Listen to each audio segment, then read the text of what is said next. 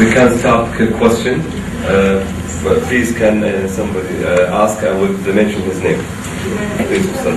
Mazi. It will be left to local regulators the decision whether to exclude real estate or not. And given the composition of the collaterals in banks today, and given the intention by the central bank to gradually remove real estate as eligible collateral from Basel III, dropping all the way down to zero. And as such, you can imagine, 50% of your assets as collateral not being eligible anymore. It means I would require further capital to extend the same loans at a higher cost.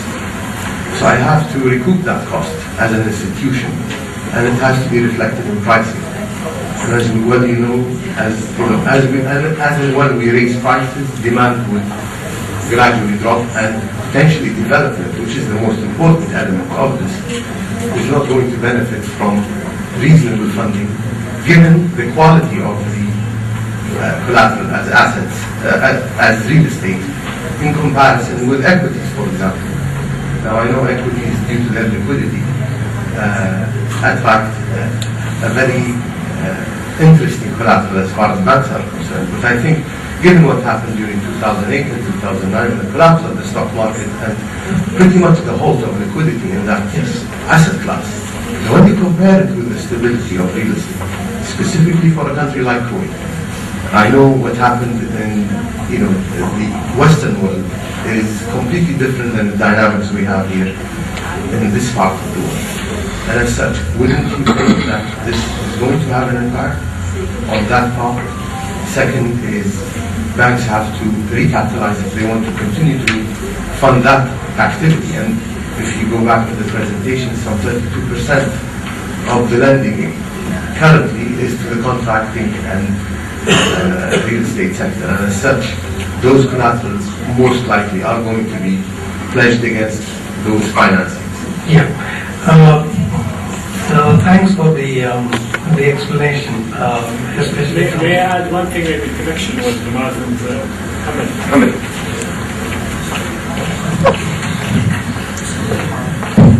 Thank you, Raghun. I just want to add to the same question, actually, because you mentioned there's 25% of lending that goes to real estate, and I suspect it's much higher than that, because in the central bank data, a lot of it shows under personal loans. And a lot of those personal loans, especially the asset-backed loans, they go to real estate. So I think the effect of real estate is much inflated in the data than it actually shows, especially central bank data. Yeah. We have looked at the personal loan aspects of how much mortgage loans can also be a factor here. This is something that we need to investigate, but your question about what will happen to the real estate sector if this is going to drop down to 0%, if it is being recognized. I don't think it will go down to 0% from 52%. That's why I assume a gradual derecognition to say 40%, because you cannot abruptly close the tap. When real estate is a very important constituent of economic activity. Having said that, you must also appreciate the fact that Basel III, views real estate as a risky asset class, and that's why they are prescribing this. The past experience globally and also regionally. If you look at Dubai and other places, real estate has definitely proved to be proved havoc, to the whole system. So it is not in the overall interest of the sector to really leave this unchecked from a risk containment point of view. As you rightly said, it will definitely reflect in other forms, including increased cost. From a banking point of view, they will need more capital, therefore they will increase the cost of funding, and it will have some impact. But having said that, I also looked at how much real estate as a sector is dependent on banking to go on with their programs. But this is a very important question to ask. Is this sector completely dependent on banks, so that when something like this happens, it comes to a big halt? And we have seen that that's not the case, because real estate deals, as you can see here, I've explained, in one particular year, even though the incremental loans given to real estate sector is 0.1, the real estate deals were 2 billion. And therefore, they keep happening regardless of what is happening within the banking system. So the real estate sector is now diversifying its funding base, and it is tapping banks, definitely. It is tapping private equity, it's tapping real estate funds, mezzanine funds, so that economic activity continues as it is. But it will definitely impact banks that are reliant on real estate. If you allow me, I would like to specifically talk about 2010 in particular, because 2010 was peculiar.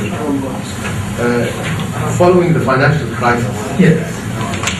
interest rates specifically in 2009 dropped to the 2% level.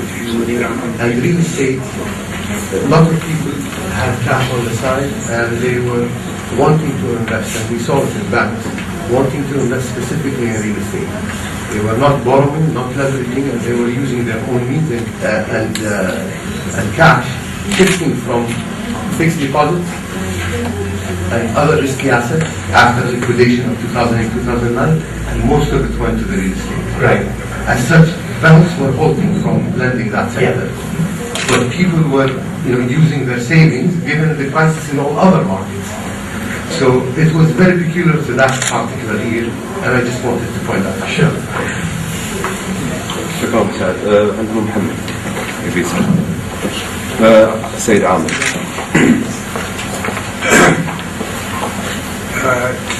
I gather from your presentation that Get the microphone.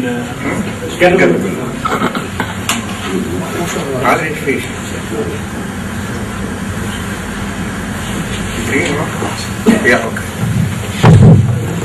I gather from your presentation that our banking system is secured.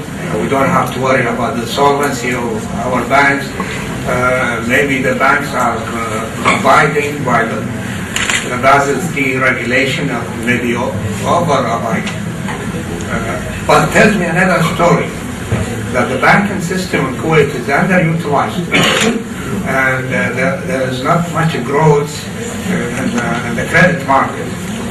And this may be due to the nature of the Kuwaiti economy, that the banks are not employing their funds according to the international, behaviors. So, what can we do now? I mean, the banks have sufficient funds, looking for financing instrument, and at the same time, not much time. Yeah, that's an excellent view. You must understand why banks have, why credit growth remained very anemic, post 2008. It's not only a Kuwait phenomenon. We have observed this with almost all GCC countries except Qatar, where Qatar has been significantly supported directly by the government, in terms of the banks. Now, post 2008, for nearly 5 years, banks were very busy trying to clean up their balance sheets, number one. And number two, the severity lower compared to 33 times that Basel III encourages banking system.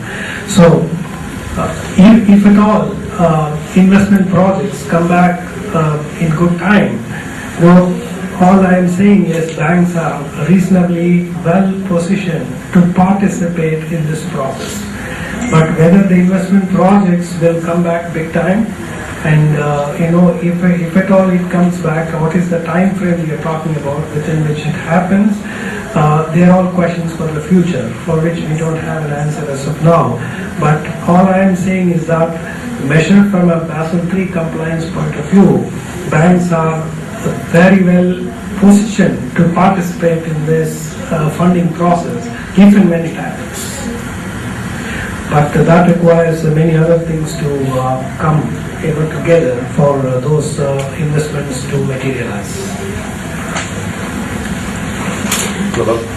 شاكر لك. وأشكر الجمعية وأشكر أستاذنا فاضل.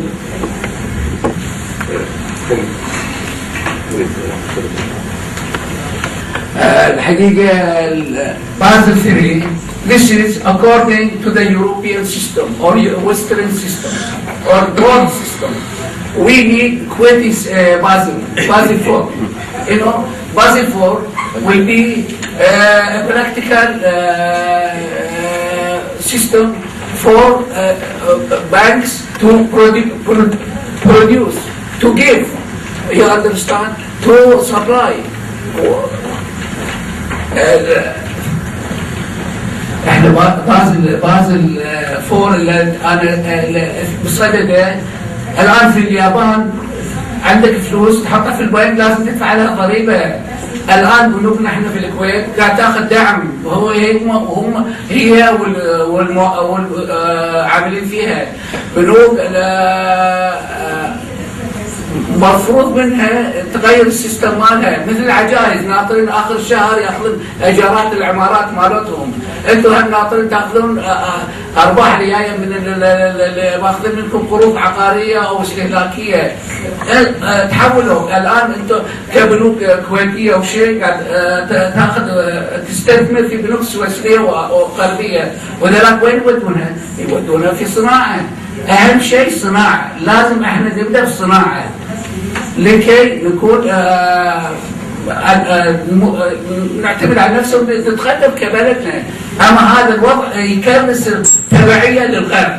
الان اللي انت في صدد بازل 3 بازل 4 ما قالوا كويت 4 او مصر 4 ما ينصبنا او عرب 1 وعرب 2 لا يوجد كلها لمصلحتهم يتكلموا الغربيه واحنا صايرين عصا عصرهم. يقولوا شكرا. يعطيك العافيه. How many banks quite need to raise their capital to respond to the Basel 3?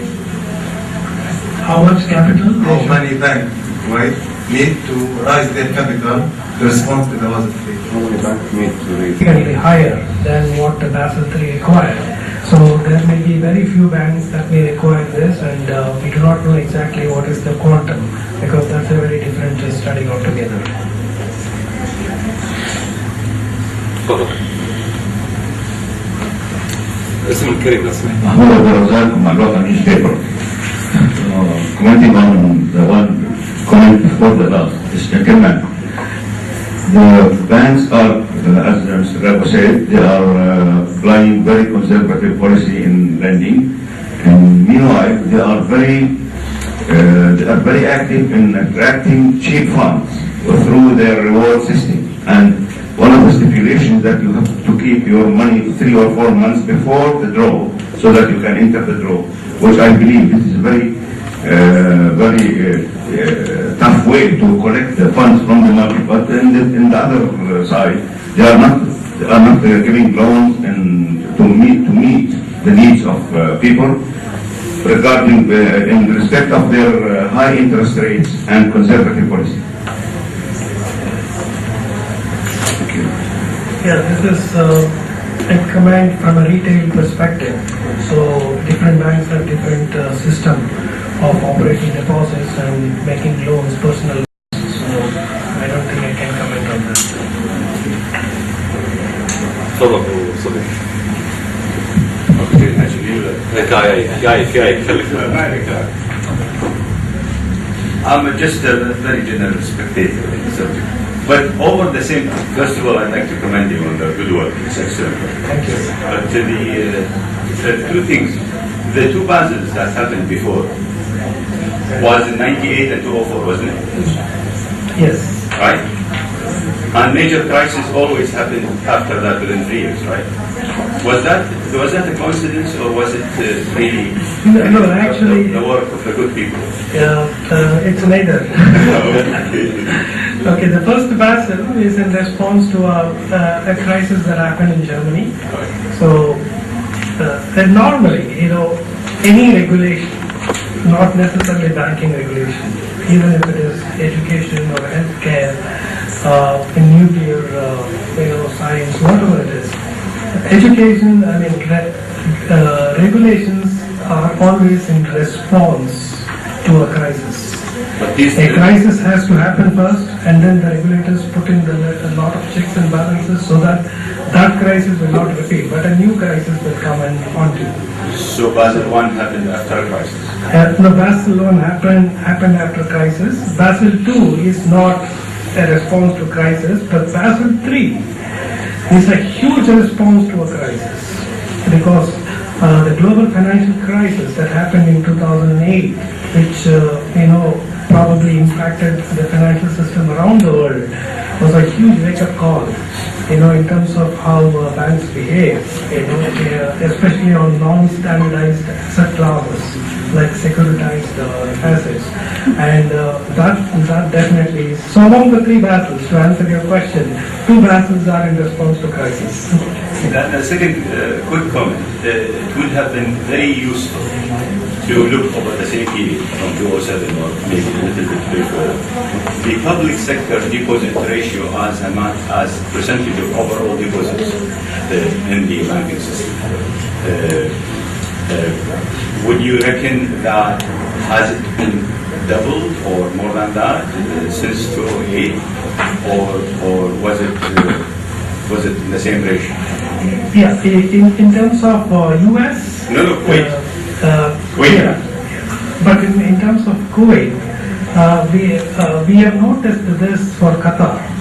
Qatar government came in big time to support the banks there post 2008. They've even taken over the real estate portfolio and they have funded that. But I suspect that's not the case in Kuwait. And the fixed deposit, I understood in a question in Parliament, they say it's around 18 billion out of 35. I mean, here we have, the king of banks who can speak for that. But the thing is, it was in 2008 or 2009, it was about 18 billion as a percentage of 35. That's, I would reckon, a bit significant, in the neighborhood of 50%. My point is, supports your basic argument that banks need to raise financing in the form of bonds in case the government needs to draw on its deposit base and leave them, unsheltered. That's the whole point. The bond point was also made to really kickstart a debt market in Kuwait, which is very much required. Because Kuwait capital market is a very skewed market with just equities, and we need a vibrant and growing debt market. A financial market system is not complete unless you have an active debt market supporting and operating side by side an active equity market. So from that perspective, banks can kickstart the whole process and enable the government to really form a good debt market, which is, I think, long overdue for GCC in general and Kuwait in particular. Interesting on the, there's a slide you were talking about Kuwait banking is ranked #1, following Basel III. I just want to know the source of the study, or is it the American study or is it outside study? Thank you. Which slide? The one that you were talking about, no, not this one. The one that you showed that Kuwait is #1 following, it's an earlier slide. I think the third one. If you go, now what do you show Kuwait among GCC countries? Yeah. That's the one I think. When you show, where's this study from? So this is another study. It's a compilation of how various GCC countries have started the process of Basel III and what they are doing now in terms of their implementation. Various countries are in various stages. For example, Saudi Arabia announced a guidance document in 2012 for Basel III. And similarly for Qatar, instructions for implementing the capital adequacy ratio was announced in February 2014. This is just a timeline of how GCC countries are moving towards implementing and adopting Basel III. But Basel III itself provides time up to 2019 to be fully compliant, and going by the speed with which things are happening in Kuwait and in GCC, I think they'll achieve that far ahead of the time. Any more questions? And sometimes management decides to have additional provisions also. In that case, how is it going to affect the capital adequacy ratio? And I have got another question related to this. Like as you told in one of the slides, in the presentation you said that the real estate collaterals will be phased out or deregularized. Is Central Bank of Kuwait also going to say something about it in the provisioning regulations? See, provisioning is a different subject. Yeah. It's a question of credit quality, and it's a question of management decision. And if an asset turns sour, you have to provide and move on. So that's a different issue. But a capital adequacy ratio is a concept whereby you need to make sure that relative to what you're lending, you have adequate capital, to cover the lending that you have. So, real estate collaterals, what Basel III says is that you need to de-recognize real estate as a collateral in a phased manner. And it is, remember, Basel III is a global regulatory body that is more guiding, in terms of what you should do. But individual countries can have their own variations of things to suit the local, economic structure of that particular country. So we have to look for CBK's guidance on how they are going to interpret this de-recognition of real estate as a collateral, and what type of guidance they are going to give banks to do that in the process. But provisioning is a different question. But as I said, as I showed you the numbers, today the collaterals percentage is about 52%, and you cannot go to 0% all of a sudden, definitely, because real estate is a very big sector, it's a vibrant sector and closely associated with the banking sector, like your non-banking financial institutions. And therefore, a phased de-recognition, I assume here from 52% to 40%, is not going to really impact the real estate sector that big. This is my assessment and reading as of now. So does that mean that the quality of assets does not mean anything in this context? The quality of assets is what you are trying to say by risk weighting it, right? The concept of risk weighting comes in direct relation to the quality of assets. If the perception of a particular asset quality is very high, then you need to just zero risk weight them, like cash. But if there are other illiquid assets or complicated assets, where from a valuation point of view, private equity for example, then you provide more, in order to compensate for the risk you are taking for that particular asset. So there are very clear guidelines on what asset category qualifies for how much of risk. And that's why I walked through the case study of an imaginary structure whereby you can see what type of risk weight you should assign for different risk assets. Thank you. Any more questions? Please can I ask this question? Yes, please. أحمد فتحي جامعة الجميع. كنا عايزين نعرف هل هناك تأثير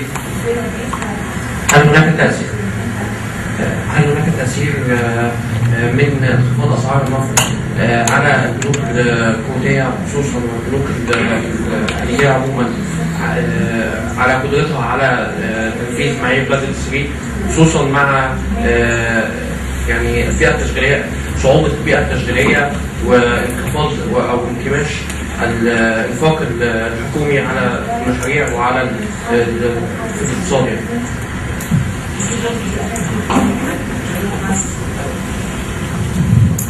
Low prices of oil certainly is an economic event, and it will affect the economy as a whole, especially for an economy like Kuwait, where it depends to a great extent on oil revenues. Therefore, it's an economic problem, and banks, I don't see a direct connect between oil price and banking performance, but there is definitely prices to behave for something like a regulatory event like Basel III. So Basel III will happen regardless of where the oil price is. ولكن صعوبة ولكن يعني انخفاض اسعار النفط سيؤدي الى صعوبة في البيئة التشغيلية للمصارف، فهيخليها يعني هيصعب قدراتها على زيادة رأس المال، هيصعب قدراتها على استيفاء المعايير الخاصة ببازل.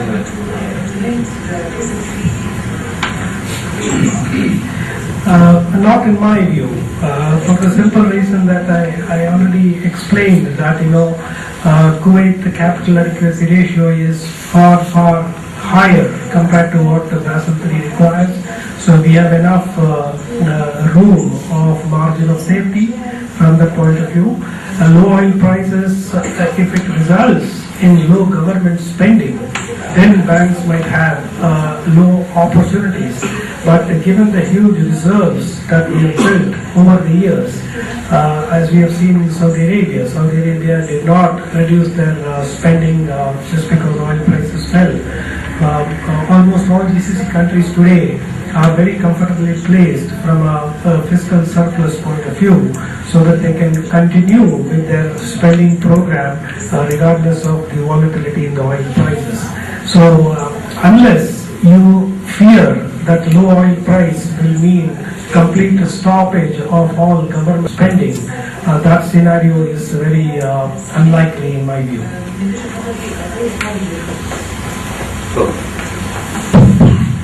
سيد راغو، تحدثت عن قدرة البنوك الكويتية في هذه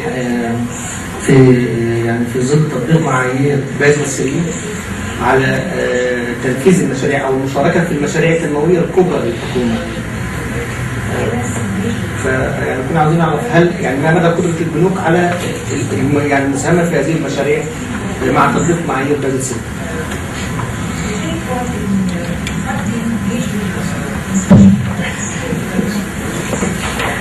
Yeah, as I explained, with the Kuwaiti banks enjoy ample liquidity, and from a leverage ratio point of view, they are very low, so they have a lot of leg room to lend more if required.